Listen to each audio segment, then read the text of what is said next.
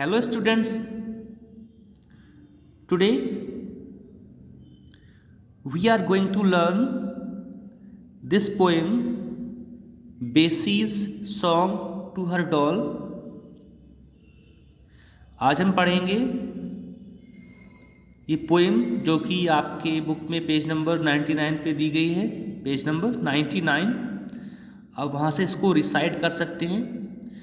यहाँ पर मैं इस पोएम को एक्सप्लेन कर रहा हूँ, आप ध्यान से सुने और समझें। This is first stanza of the poem and here in this picture this girl is Bessie and this is her doll. The name of the doll is Matilda, and here in this stanza Bessie is complaining. बेसी एक शिकायत कर रही है, अपनी गुड़िया से वो शिकायत करती है कि Matilda Jane, you never look at any toy or picture book, I show you pretty things in vain, you must be blind Matilda Jane. Bessie कहती है मटिल्डा, तुम किसी भी खिलौने की तरफ और ना ही किसी पिक्चर बुक की तरफ देखती हो। मैं तुम्हें इतनी सुंदर सुंदर चीज़ें दिखाती हूँ लेकिन सब बेकार है, उसका कोई फ़ायदा नहीं है, तुम देखती ही नहीं हो, तुम कभी नहीं देखती हो। तो वो कहती है कि तुम ज़रूर अंधी होगी, तो वो कहती है कि तुम ज़रूर अंधी हो इसीलिए तुम नहीं देखती हो। फिर वो आगे कहती है कि I ask you riddles tell you tales,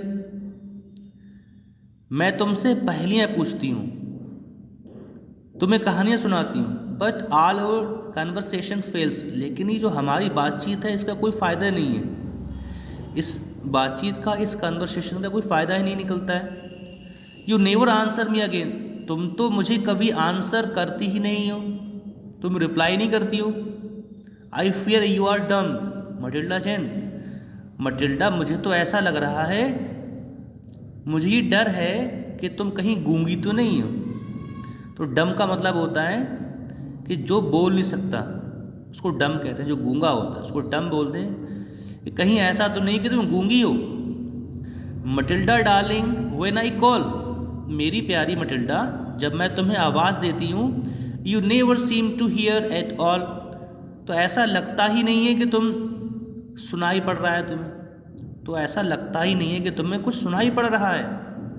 I shout with all my might and main, मैं अपनी पूरी शक्ति के साथ, पूरी ताकत के साथ चीखती हूँ, शाउट करती हूँ, चिल्लाती हूँ, लेकिन तुम्हें तो सुनाई नहीं पड़ता है। But you are so deaf, लेकिन तुम तो इतनी बहरी हो कि तुम्हें कुछ नहीं सुनाई पड़ता है।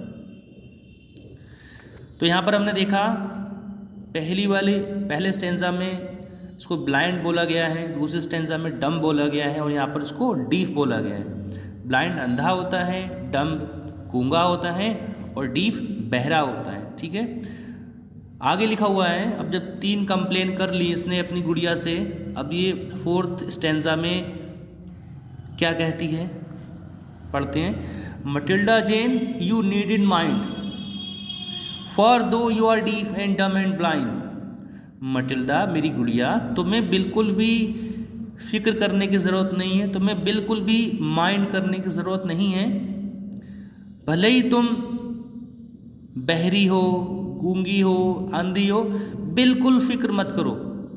There is someone loves you, कोई है जो तुमसे प्यार करता है। इट इज़ प्लेन, बहुत क्लियर सी बात है, वो कौन है, एंड डैट इज़ मी, और वो जो तुमसे प्यार करता है वो मैं हूँ।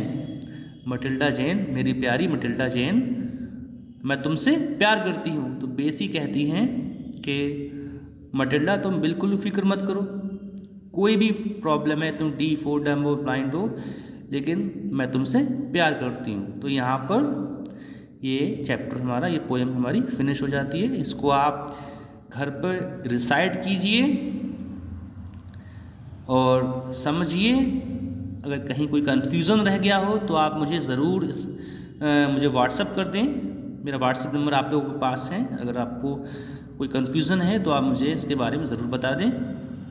तो आज के लिए बस इतना ही।